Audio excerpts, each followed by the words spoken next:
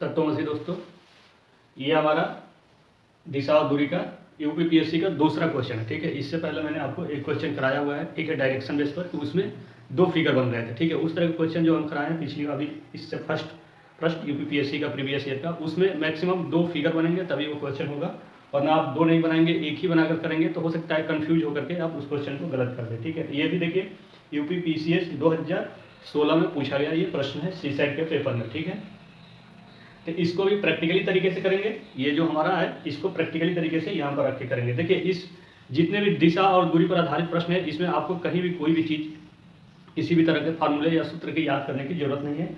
आप हमारे प्रश्नों को गौर से देखिए और उसे समझने की कोशिश कीजिए। जब भी आपको इस तरह के प्रश्न या किसी भी तरह के प्रश्न आएंगे, तो हालांकि ये तो प्रश्न डिट्टो आएगा नहीं, किसी भी एग्जाम में सेम टू सेम आता नहीं है, लेकिन ये जो हमने आपको समझाने का टेक्निक अपनाया है, ये चीज़ें आपके दिमाग में इमेज के रूप में बैठ जाएगी, और जब आप प्रश्न करेंगे तो आपको लेफ्ट और राइट लिखने की जरूरत नहीं पड़ेगी कि ये राइट है ये लेफ्ट है, जिससे आपका टाइम ज़्यादा से ज़्यादा जाया नहीं जाएगा। ठीक है, तो इस तरह के चीज़ों को आप देखिए और समझिए। देखिए, इसको लेकर के हम इस प्रश्न को करेंगे, कहीं भी आपको लेफ्ट और राइट लिखने की जरूरत नहीं पड़ेगी। मैं खुद नहीं लिखूंगा और मैं इसी तरह से पेपर में भी करता हूँ खुद।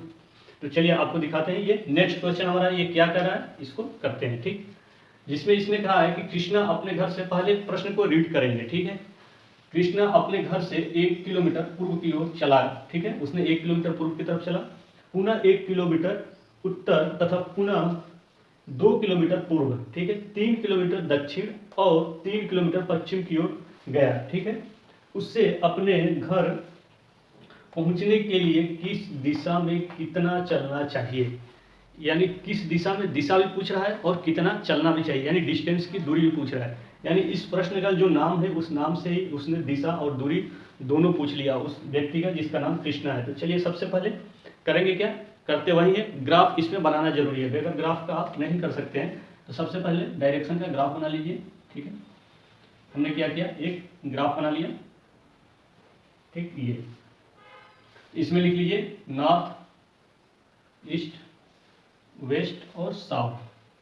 ठीक, अब ये क्या कर रहा है, जैसे जैसे कर रहा है वैसे वैसे हम करते चले जाएंगे। ठीक है, हमारे पास खैर ये है तो मैं इसको रख करके चलता चला जाऊंगा। आपके पास ये नहीं रहेगा, या मेरे पास भी जब एग्जाम हॉल में हम लोग बैठेंगे तो ये नहीं रहेगा, लेकिन हमें ये चीज़ें याद है तो हम उस हिसाब से सेट करते हुए अपने पेन घुमाते हुए चले जाएंगे और प्रश्न के उत्तर तक पहुंच जाएंगे। तो चलिए देखिए क्या कहता है, कह रहा है कि कृष्ण अपने घर से 1 किलोमीटर पूर्व की ओर चला। ठीक है, 1 किलोमीटर किधर चला, पूर्व। तो पूर्व कहाँ है, ये है।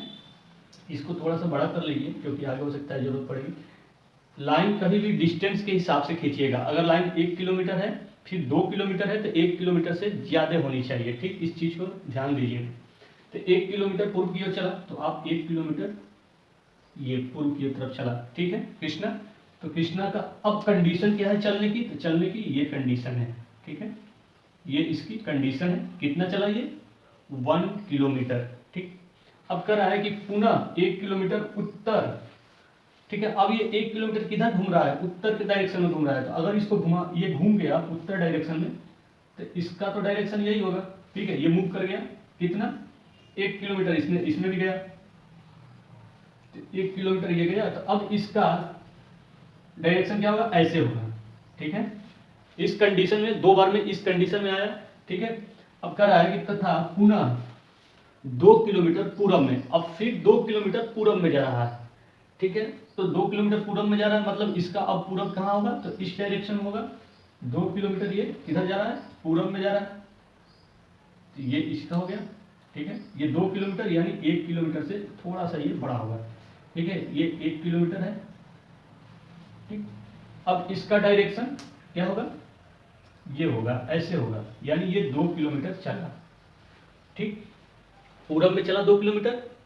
अब इसके बाद क्या कर रहा है कि 3 किलोमीटर दक्षिण, यानी अब वो अपने 3 किलोमीटर दक्षिण डायरेक्शन में जा रहा है। ठीक है, तो अब उसका डायरेक्शन किधर होगा, दक्षिण, तो ये होगा। तो अगर देखे वो डायरेक्शन में मूव करने लगे तो इसका दक्षिण तो यही होगा, यानी कितना है, 3 किलोमीटर। तो ये 1 किलोमीटर है, ये 3, तो ये थोड़ा इससे बड़ा होगा।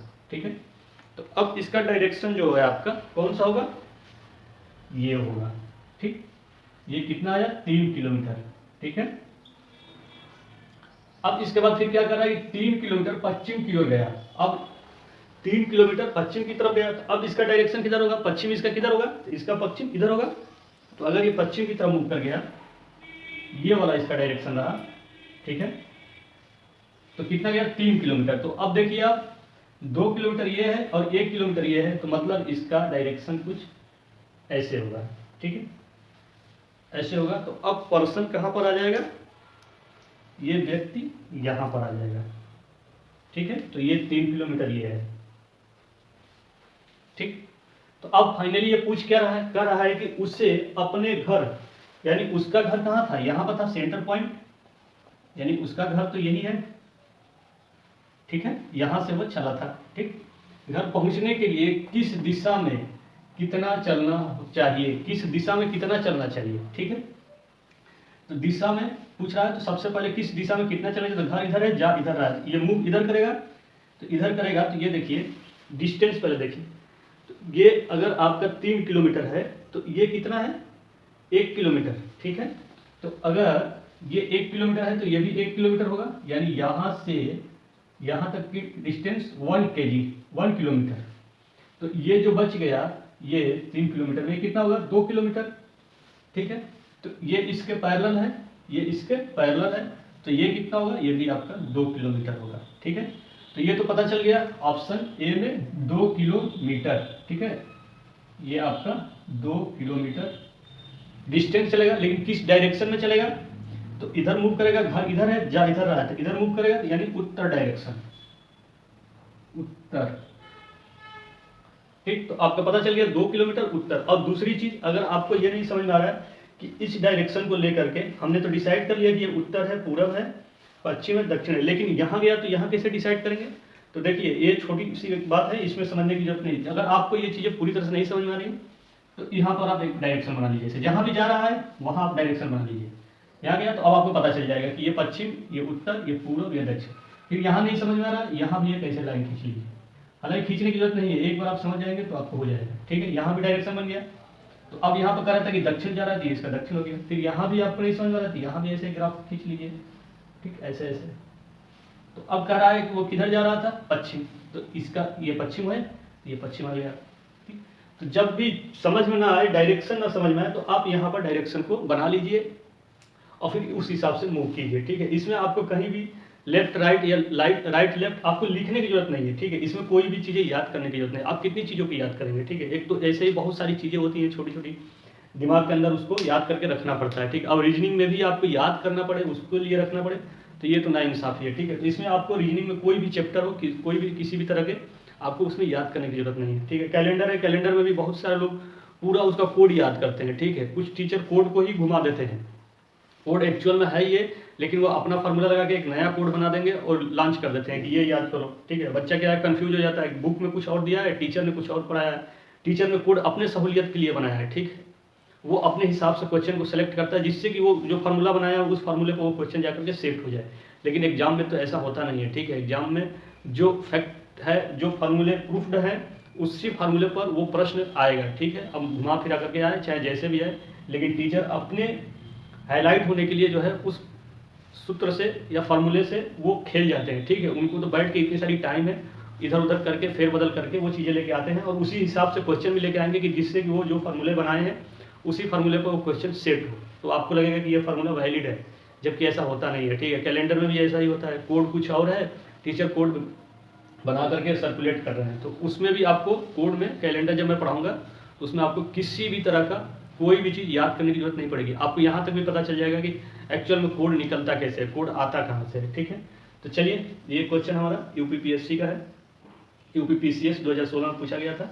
अब इसके बाद 2 क्वेश्चन काफ़ी है, आगे डिमांड होगा तो मैं इसके बाद भी बताऊंगा, और 2-3 क्वेश्चन आपको यूपीएससी के सीसेट में पूछे गए प्रश्नों को लेकर आएंगे, ठीक है। तो इस तरह से शानदार तरीके से रीजनिंग पढ़ने के लिए आप हमारे चैनल को सब्सक्राइब और लाइक कर सकते हैं। बहुत बहुत धन्यवाद, जय हिंद।